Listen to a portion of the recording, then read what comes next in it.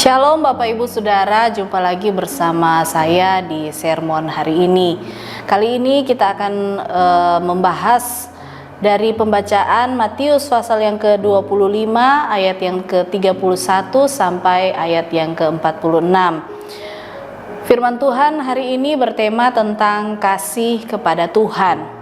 Namun saya akan lebih menekankan kepada Matius pasal yang ke-25 ayat yang ke-35.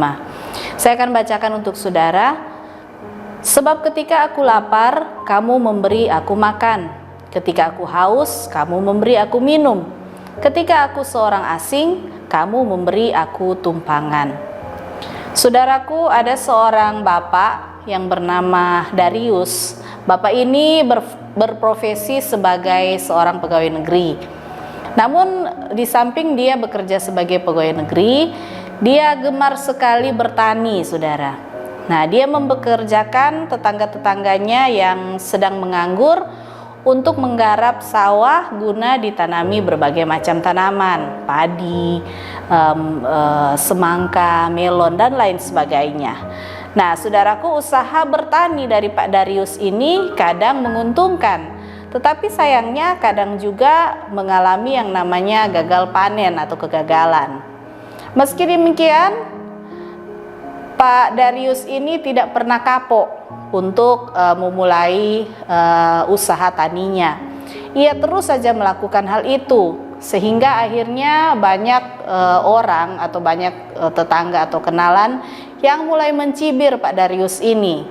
Mereka berkata bahwa Pak Darius sudah enak jadi pegawai negeri, ngapain mencari repot sampai harus merugi segala. Nah, banyak suara-suara yang timbul akibat hal-hal atau yang diperbuat oleh Pak Darius ini.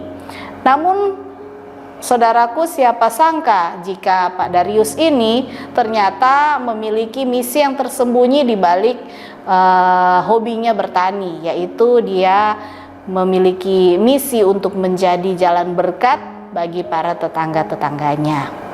Nah, saudaraku yang dikasihi oleh Tuhan Yesus Kristus, Tuhan Yesus mengajar para murid-murid tentang cara menunjukkan kasih mereka kepada dirinya atau kepada Tuhan Yesus.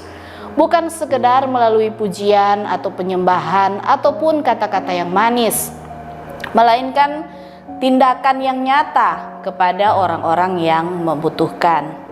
Memberi makan kepada mereka yang kelaparan, memberi minum kepada mereka yang kehausan, memberi pakaian kepada mereka yang kedinginan, kemudian memberi tumpangan bagi para pendatang, mengunjungi yang dipenjara dan merawat atau menghibur yang sakit. Demikian hal-hal yang diajarkan oleh Yesus kepada murid-muridnya. Nah, saudaraku, di masa sekarang ini atau masa kini, pelayanan diakonia itu tidak dapat hanya dilakukan secara karitatif atau memberi bantuan secara langsung, misalnya membawakan sembako bagi yang membutuhkan dan lain sebagainya. Ada pemberian-pemberian yang kita berikan kepada orang-orang yang membutuhkan. Itu namanya pelayanan diakonia secara karitatif.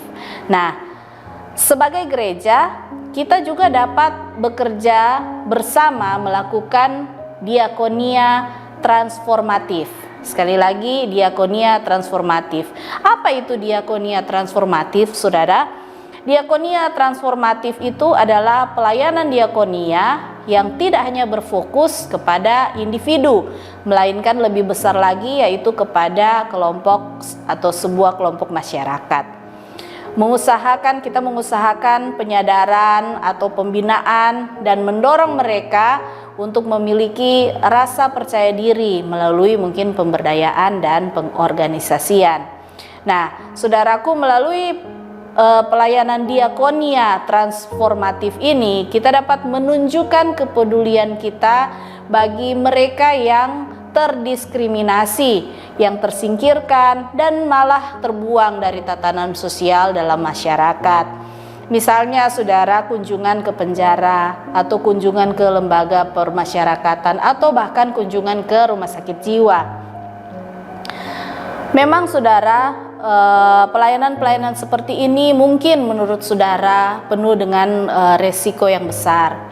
Namun demi kasih kita kepada Tuhan, saya berdoa semoga kita juga terpanggil untuk bisa terlibat di dalamnya.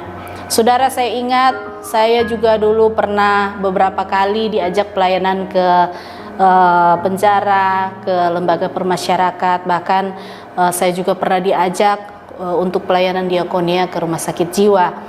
Sekalipun terkadang kami tidak membawakan apa-apa, kalaupun ada ya sekedar begitu saudara. Kami datang di tempat itu hanya sebagai pendengar cerita mereka, curahan hati mereka. Kemudian kami mendoakan mereka, kami memberikan support. Dan dengan demikian mereka sangat senang dengan kunjungan kami waktu itu. Tapi saya sebagai orang yang mengunjungi mereka juga ikut merasakan kesenangan. Saya bisa bisa berbagi dengan mereka, bisa mendengarkan cerita mereka, bahkan bisa menguatkan mereka. Dan tidak hanya merasa senang, saudara, saya justru merasa lebih bersyukur dengan apa yang Tuhan sudah kerjakan dalam kehidupan saya. Nah, saudaraku yang dikasihi oleh Tuhan Yesus Kristus, cermin kasih dan kesetiaan kita kepada Tuhan juga dapat nampak melalui kasih dan kepedulian kita kepada mereka yang terpinggirkan dan yang dipandang hina.